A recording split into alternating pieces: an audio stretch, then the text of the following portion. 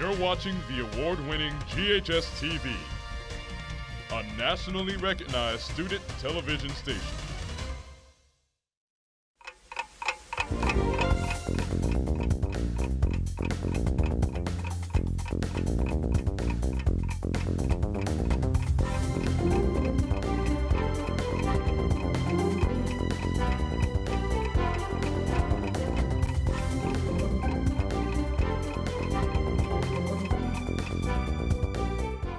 Wake up, Germantown. It's 52 degrees outside on this Monday, December 4th. I'm Scarlett Simpson. Here are your top stories this morning.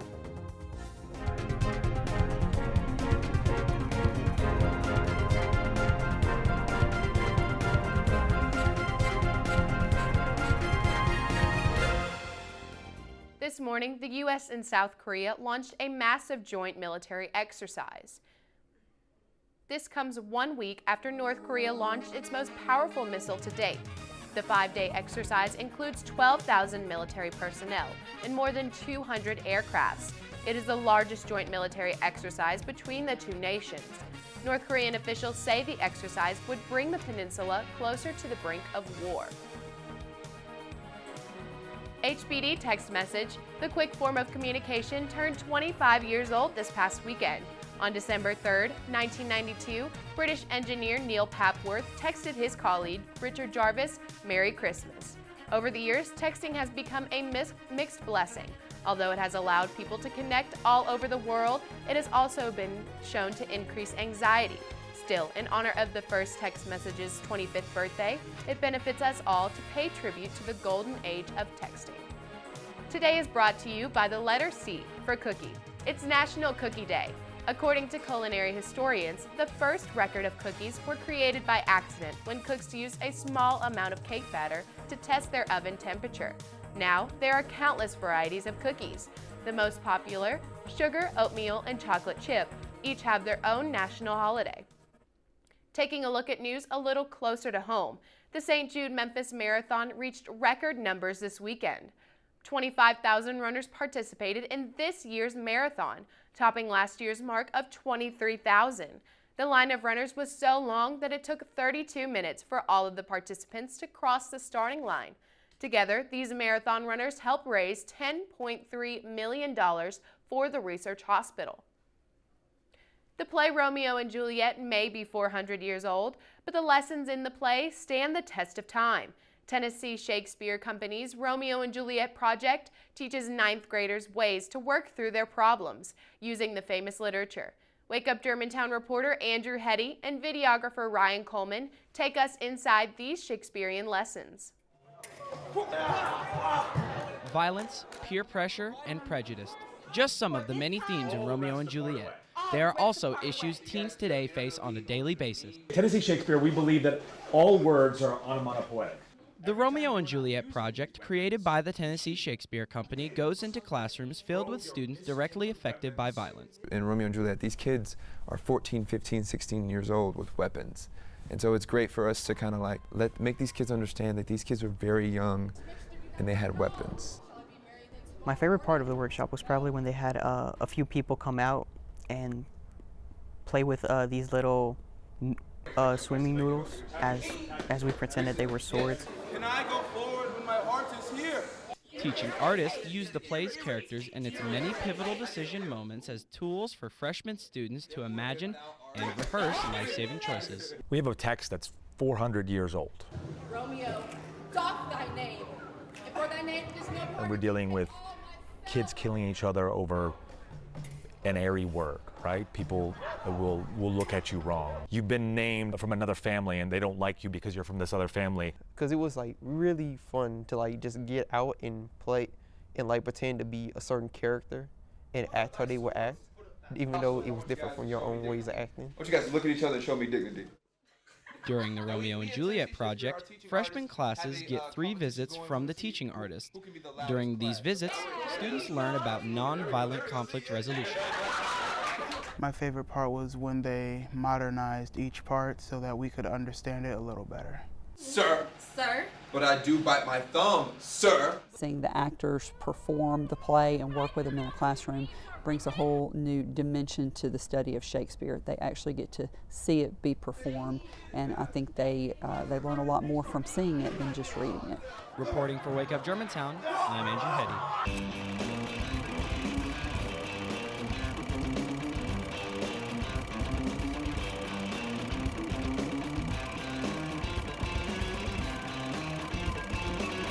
I'm Raina Katko with this week's first 24-frame trivia question. Get ready, because every day you have a chance to win 2 free Malco movie passes. Ferdinand, which opens this Friday, is a fantasy adventure movie about a talking bull with a big heart. When Ferdinand is mistaken for a dangerous beast, he is captured and taken from his home. Determined to return to his family, he rallies a misfit team and goes on the ultimate adventure. Who voices the title character, Ferdinand, in this animated remake? Is it A. John Cena, B. Anthony Anderson, or C. Peyton Manning? Think you know the answer? Write your name, phone number, first period teacher, and the correct answer on a sheet of paper and turn it into the contest box in C office by 2:30 today. And now for today's viral video. A puppy refuses to finish his walk.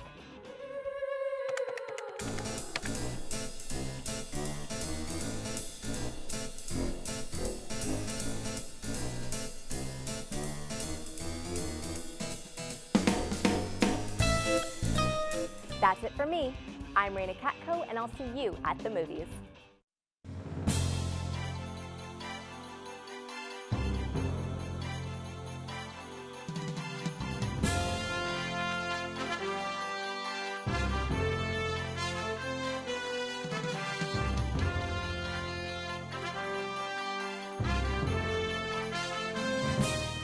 Hey, I'm Rachel Christopherson, here with another Moments in History.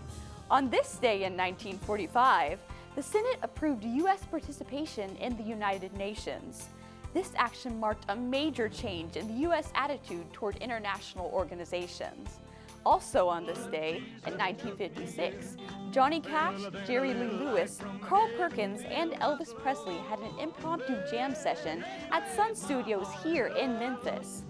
A local newspaper, which published the famous picture of the 4 men gathered around a piano singing, dubbed them the $1 Million Quartet, and the name stuck. However, fans wouldn't hear the recording made on this day in 1956 until 1981, when the first portions of the lost tapes were discovered and released. That's it for Moments in History. I'm Rachel Christopherson.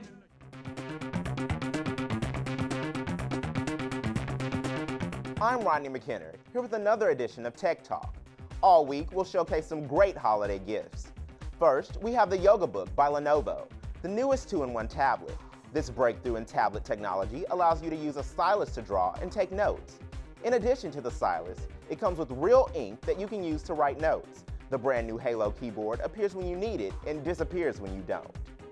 Are you a Motorola user or have a love for Polaroids? Well, this gift is for you. Motorola is creating a brand new Polaroid InstaShare printer mod, allowing you to take Polaroid pictures on your phone and have them print instantly. You can add filters and make adjustments to make them perfect before you print. That's all for this edition of Tech Talk. I'm Rodney McKenna. Now here's Alan Tony with today's school news.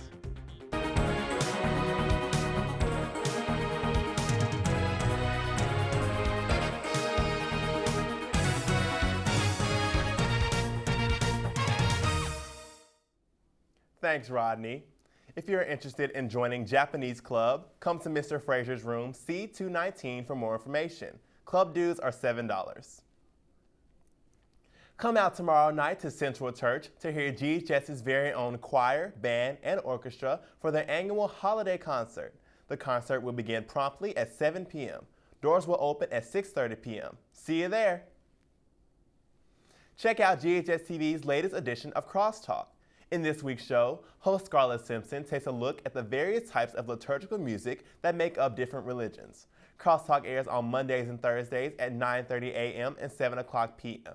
You can also catch the student-produced program at 12:30 and 7 o'clock p.m. on Sundays. Taking a look at today's lunch, you will have a choice of chicken tenders with wheat roll, hamburger or cheeseburger, entree salad, fresh fruit, chilled fruit cup, and milk. You see them around campus, but do you know who they are? In this new Wake Up Germantown segment, Kyle Bowers gets to know some of Germantown's hard-working faculty members. Here's Kyle with our first Who's Who at GHS.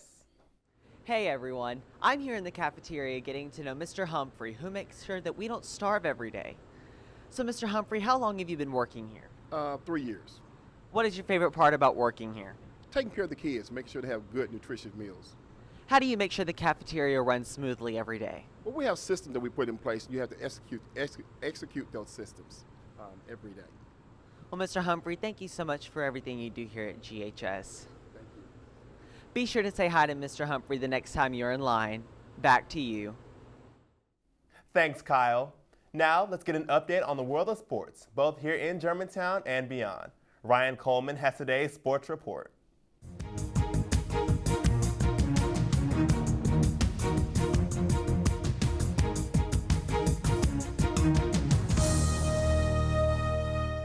Hey, Alan.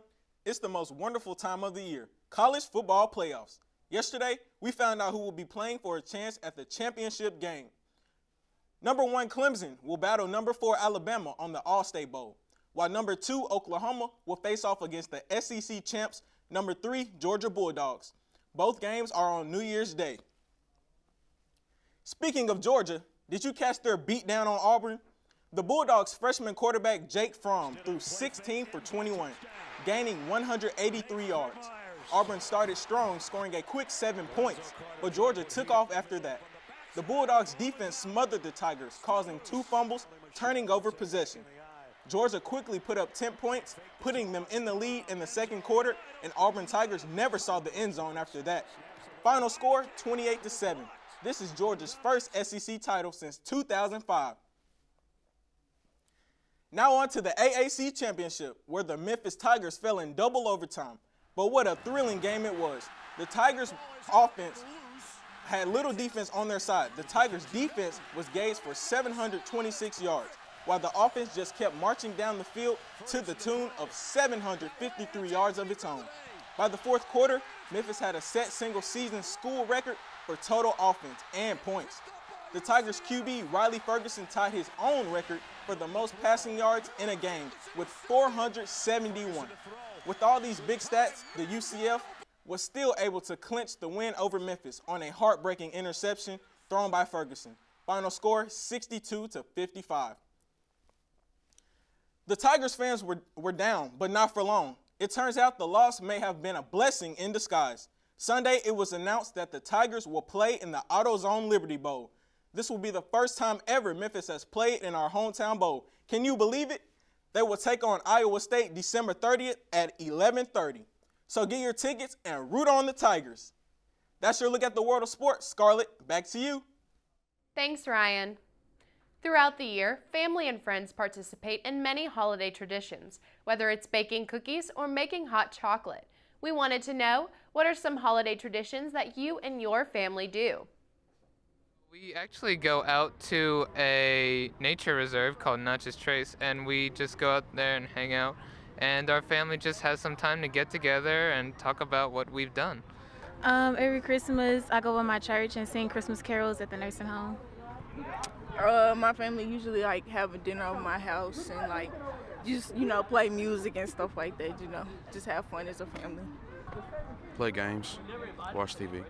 Well, usually around Christmas, we get together at my grandma's house and we kind of do this sort of Secret Santa thing and just pass around gifts and just show love and stuff like that during the Christmas season. Well, every year I go out of town with my family and we go pick out a live tree and we water it and just grow it for the whole Christmas season. Then on Thanksgiving, man, we gotta eat, man. We gotta eat. Taking a look at this week's weather, tomorrow you might want to grab a light jacket as rain closes in on the Mid-South. There is a 60% chance of rain. The high will be 55 degrees with a low of 35 degrees. Wednesday, expect a high of 52 degrees and a low of 30. That's all the news from around the world and here at home. From all of us here at GHS-TV, have a great day.